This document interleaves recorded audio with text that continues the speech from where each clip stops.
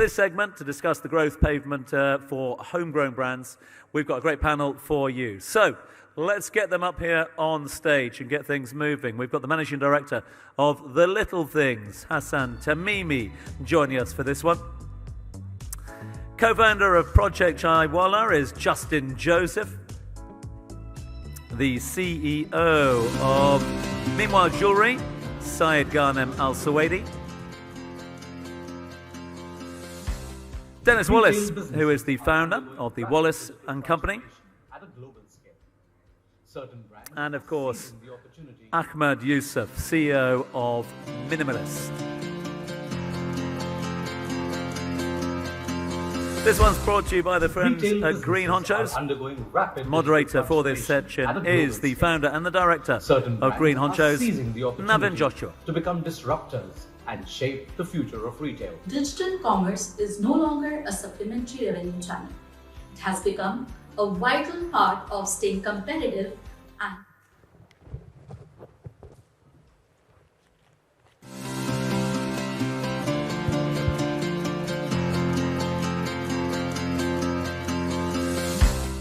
Retail businesses are undergoing rapid digital transformation at a global scale.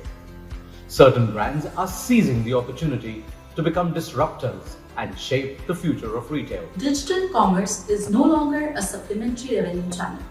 It has become a vital part of staying competitive and meeting the rising expectations of the consumer today. However, the user journey from discovery to conversion to retention is managed by a fragmented tech ecosystem that distorts a seamless shopping experience. This is where GreenHonchos partners with growth-focused retailers to provide a full-stack digital commerce enablement. We integrate best-in-class technology with digital channels of commerce to weave a unified customer experience that helps brands drive higher revenue growth. From creating high-converting websites to crafting brand-native digital content, as well as enabling omni-channel growth of your business. We also lean on complementary technologies like generative AI and marketing automation to deliver nearly an unfair digital advantage for our brand partners. In the past decade, we have helped over 200 global retail brands in their digital transformation journey, scaling them profitably online. At GreenHonchos, we are known for minding your business.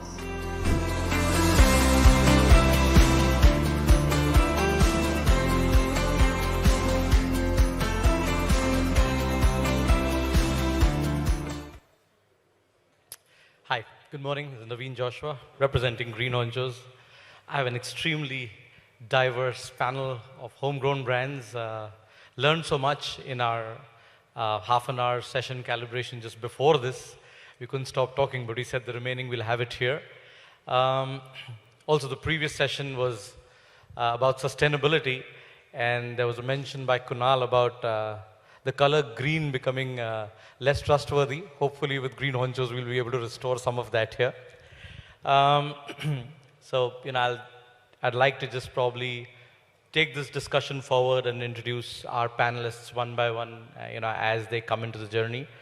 I'll start with you, Denny, because you're the first guy that we met at the speaker lounge. I think from a brand perspective in this market, since you're representing the fragrances, kind of category, you talked about how tough it is in some way to know this market because there are multiple cohorts within this market, and the difference between sales-driven communication versus engaging with consumers at a community level.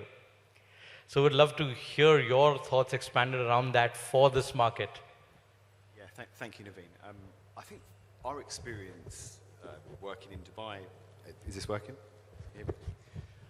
Is basically like we manufacture home fragrance products, where it's candles, reed diffusers, room sprays, and we do that in Dubai. So we're a fully turnkey manufacturer here. Now, our starting market is Dubai. However, it's very difficult to pin an actual native buyer because our kiosk in Mall of the Emirates has thousands of international buyers every day. So we don't really always know how to connect with such a diverse audience. And in this world of tech, in this world of scale, we're told by everybody, Scale, scale, scale. Now, in our old-fashioned business, this is fragrance for your house that we manufacture, you can't always reach 100,000 customers or 100,000 consumers in a year. So we want to go back to the old-fashioned way of building communities genuinely and authentically by getting to know 50 of our customers intimately, moving that on to 200 of our customers intimately over a year. And by the time we get to 1,000 true fans, we'll have a real, genuine community of buyers that we know, and we enjoy this business. It's a very old-fashioned business, and it doesn't always need to hit the scales that everybody tells us it needs to be. It can kind of make you unhappy trying to reach these benchmark brands like Joe Malone or Penhaligon's when we're nowhere near that level, but everybody's telling us reach this level very, very quickly with tech, with scale. And we say, no, we just need 50 really good customers, 200 really good customers, etc. So that's my take on it. So we're going to go back to the human psychology and build real communities, or try to. Yeah. I'll just double down on that a bit for you itself. We were also talking about performance marketing versus brand marketing and figuring out what's the life cycle of that and how it's begun to give you results, and opened up a new learning on even a social media platform that can also give you sales. So any further thoughts on that piece? Well, what performance marketing has done is it's given us direct sales onto our own website, so wallaceand.co. People are now going onto our site and buying, and we have the data, who they are, what they're buying, and what they like. So then we can actually call this customer and build a relationship, a genuine relationship. Did you like your product? Are you happy? Is there anything you would change? When's your birthday? Now, this kind of thing is brilliant, and it's not what all brands are doing. All brands are trying to sort of skip that part out, get thousands of these customers, they buy once, there's no connection to the brand, and then they have to go for another 10,000. It's very expensive. So that's our take on it. Excellent. I'll move this on to you, Justin, representing Project Chaiwala. I guess everyone would love to know a bit of the journey of the brand, and also double down on the thought of a category being a more taste and preference-driven category, and how you're looking at a hybrid approach towards multiple touch points. Sure.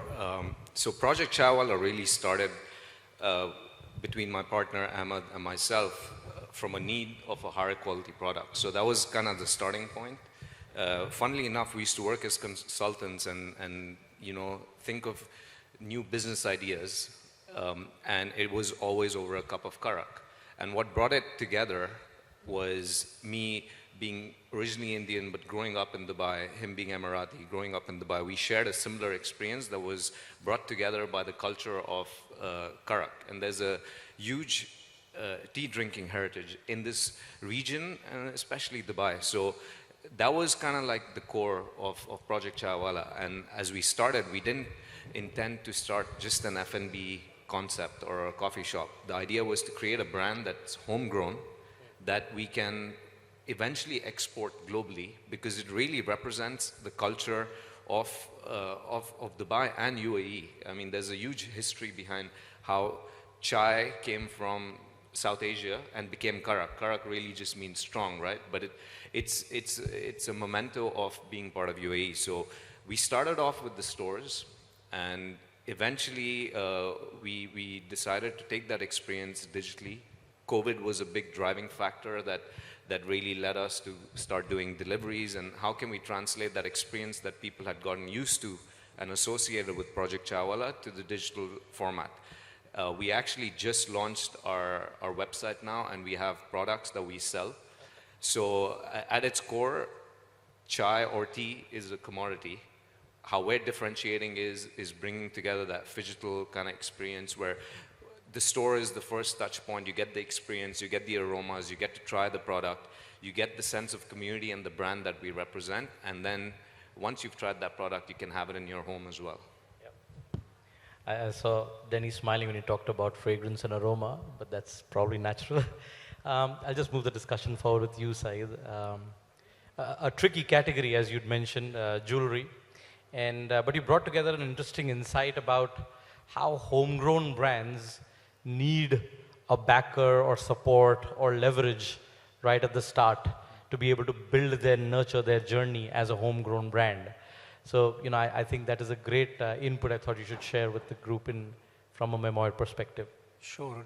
The things that, as I said, that when you need to start a business, you need to have a good mentors to support you and behind, to be grown and to cut off the challenges in your career or in your path of your new business. So, alhamdulillah, when we decided to go for the jewelry business, it was just, I can say within 1 hour, the decision came when we discussed it with my mentor, Mr. Tawheed from Johara.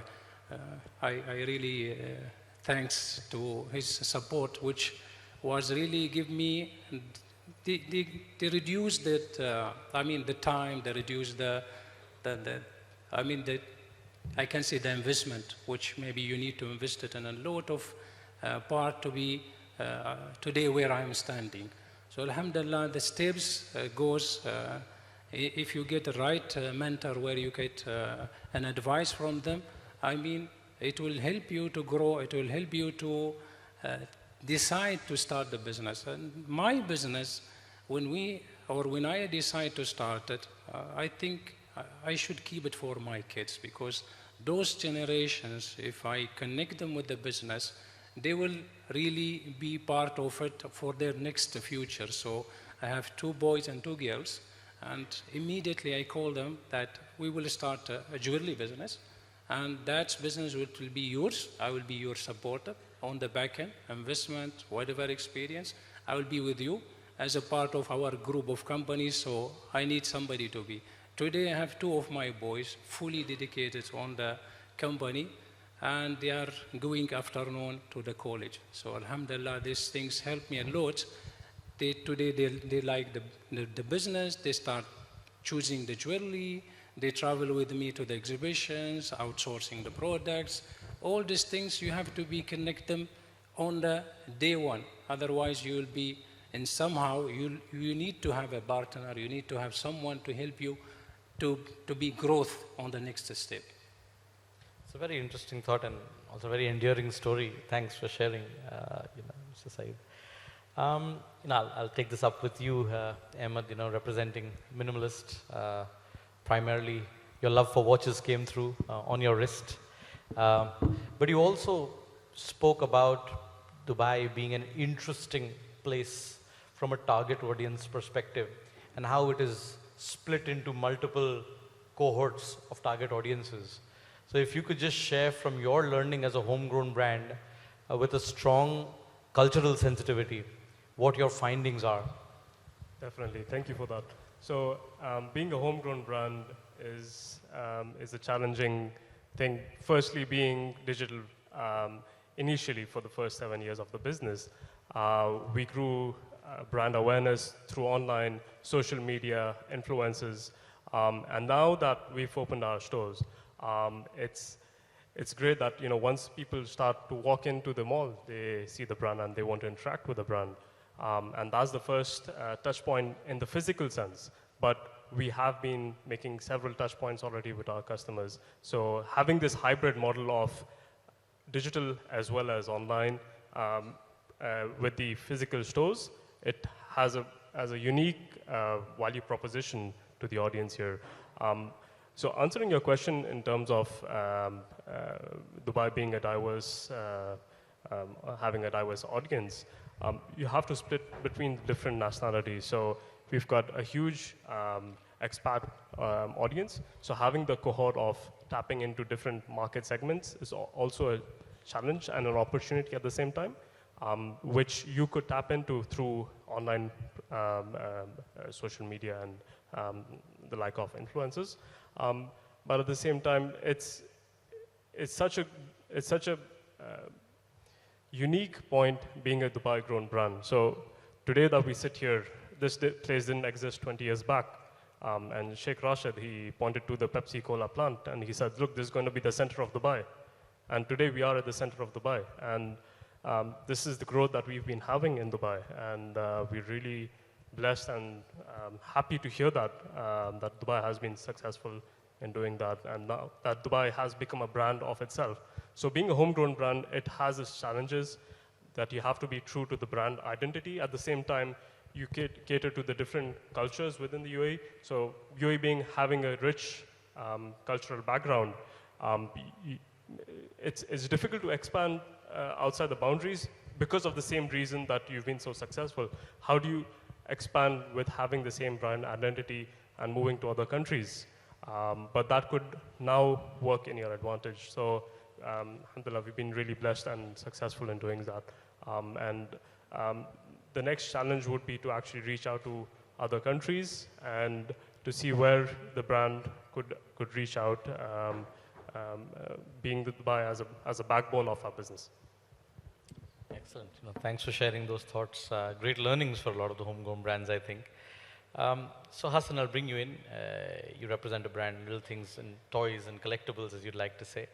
There's challenges, there's opportunities, but you've brought in a perspective in our previous discussion about the advantages for the homegrown brands, where loyalty, a connection with the customer, an innate understanding of the culture are huge value propositions for homegrown brands.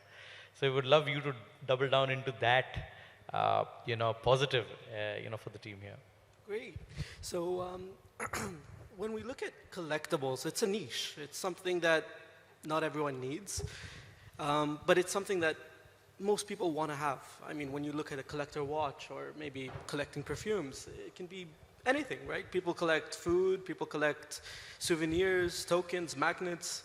And when we came into this business, we saw that the anime industry or the DC Marvel industry has niched up, and the niche is gone from there, where it's expanding. Right now you see huge fashion brands taking on board licensing from animes and mangas, and they're manufacturing t-shirts, pants, caps, all sorts of amazing things. So when we started this in business in the Middle East, it was something brand new. It was something that people were coming to us, calling us crazy, saying, who would purchase a niche such as a plastic figure? And technically that's what it is. It's a figure that sits on a shelf. There's absolutely no more value beyond that. I mean, but what we sink down to is the customer loyalty and the customer's feelings and emotions when it comes to that product. So building on that community and building on the loyalty aspect of it, it's critical to have.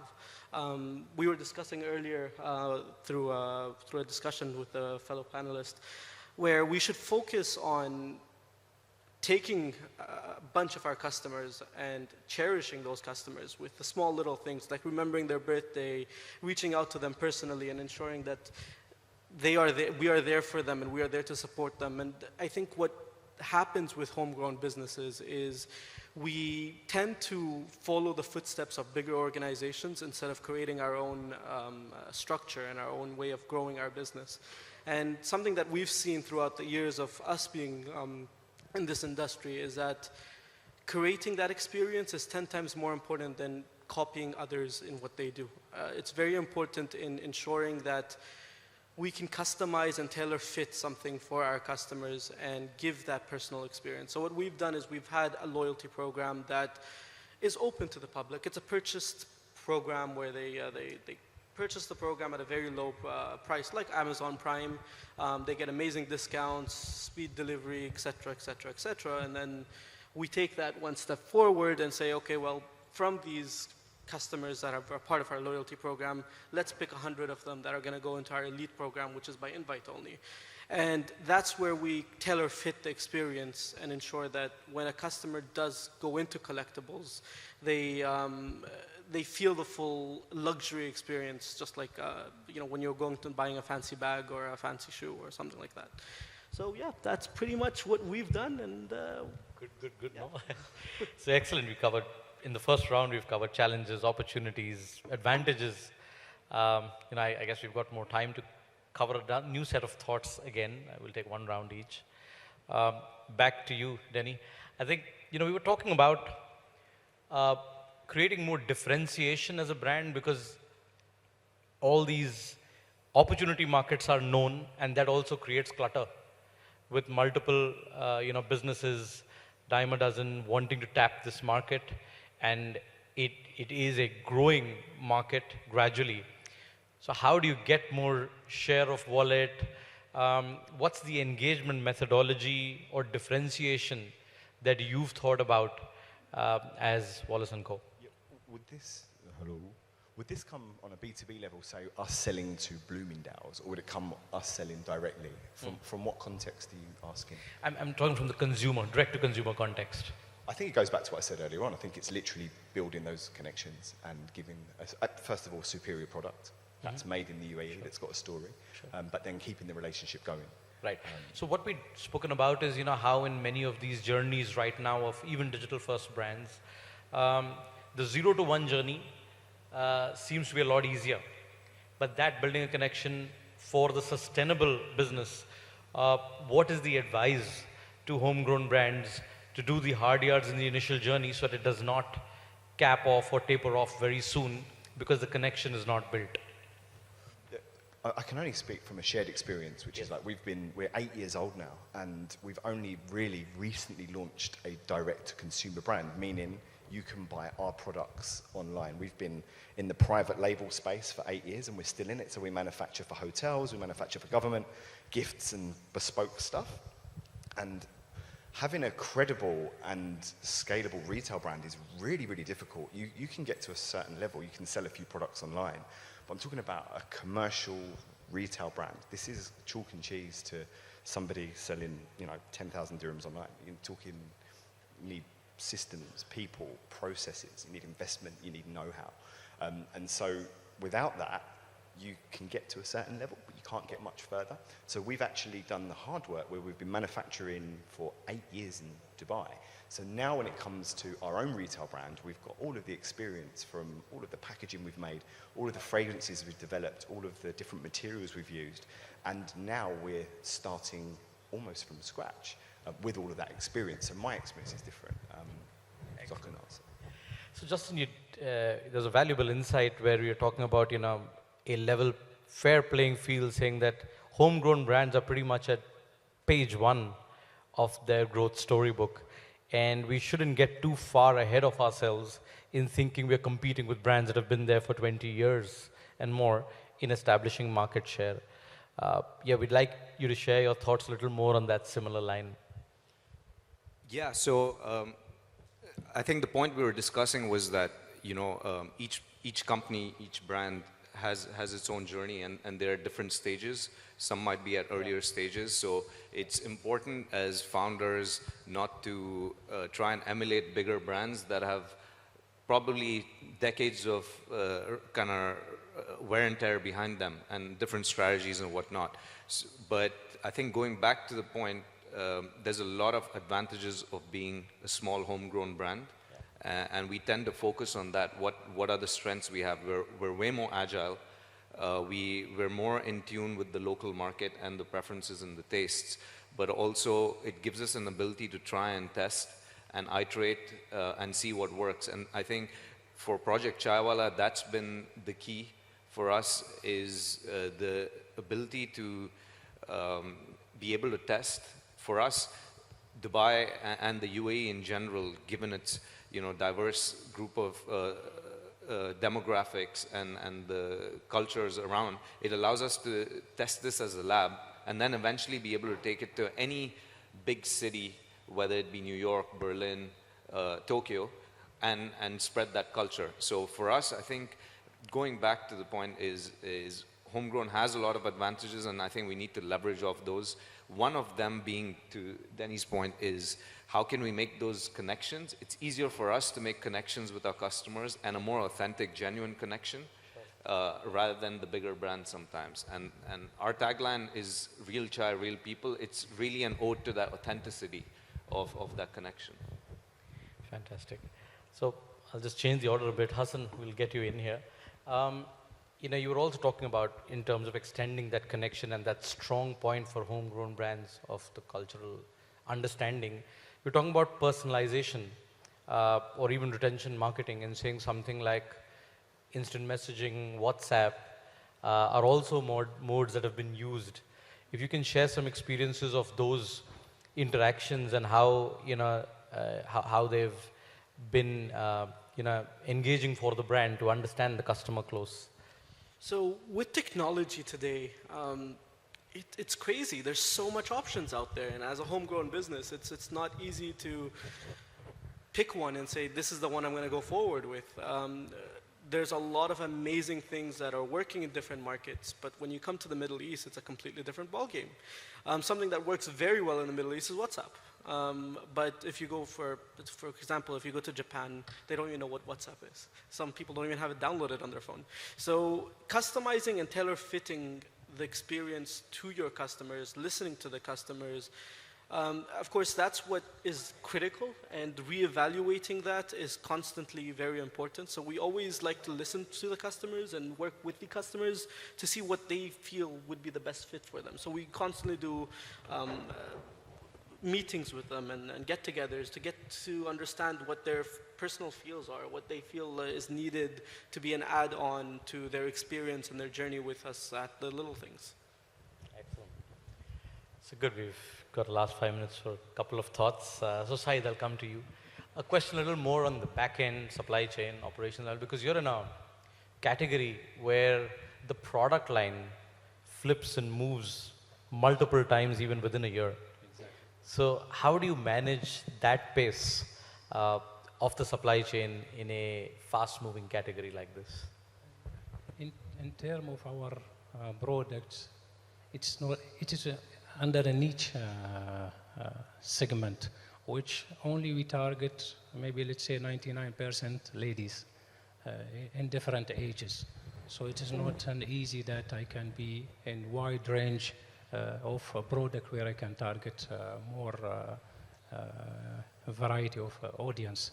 So in the supply chains for us, as we are not a brand, so we have to be always changing our product in parallel to be like end of the years, we have to move the old or give it an offers. So, I mean, represent a new brand or new products nowadays, even though we talk to brands like in Italy, where they are having their own jewelries, but they deal B2B.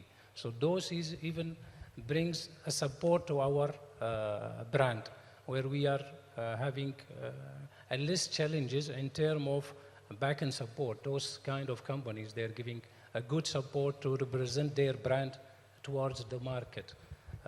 In that, we have to look always in a good shape of marketing, where we can put more our effort in so many shows and exhibition where we attend to represent our brand. Thanks God that all these things, we understand the behavior of our buyers. And alhamdulillah, we are in Dubai now, where we have a lot of variety of product, a lot of nationalities. We understand where to be and how to be and what to penetrate in these malls or in that area. Those things helps to have good taste, and we focus mainly into affordable product where we can have variety or big variety of customers. Excellent. So last thoughts on the panel from you. The question to you is really, you'd mentioned that Dubai is a brand in itself, when you previously spoke. But you also, on an encouraging note for homegrown brands, shared a thought about if you can expand locally well and successfully, you could actually, as a homegrown brand, also move to multiple markets and succeed. I think on that note, I'd like to, kind of wrap this. Yeah. Excellent, thank you. So, Dubai being a diverse market, if you can cater to the different tastes in Dubai, I believe you can expand globally as well. So, if you can expand within this region, within the Saudi market, which is really emerging as well, if you can expand within the region and cater to different tastes, it would be easier to expand globally. But at the same time, you have to be true to the brand. So if you are selling something that's local, you have to stay true to the brand. For example, we sell watches with the Arabic numbers, and a lot of people from other markets want to take something back home, from the US, from Canada. We've got a lot of our customers from other markets who have been in the UAE. They want to bring back some memories, and they want to build that, the history behind why they were there and to share that story behind why they were there. And that's why we sell watches that are customized with the Arabic numbers, that are true to the local taste. And look, there's always a strong evolving market for people who are staying true to the local market and true to the local taste. And that's what I believe. You should always strive to be the best in what you do, and pick a specific niche and expand within that. And there is always riches in the niches. So if you can just take one particular segment and do your best in that, you can really expand. Thanks so much for all your valuable insights. I'm sure it added value to the guests here as well. Much appreciate it. It makes the job of the moderator absolutely a breeze. Thank you so much.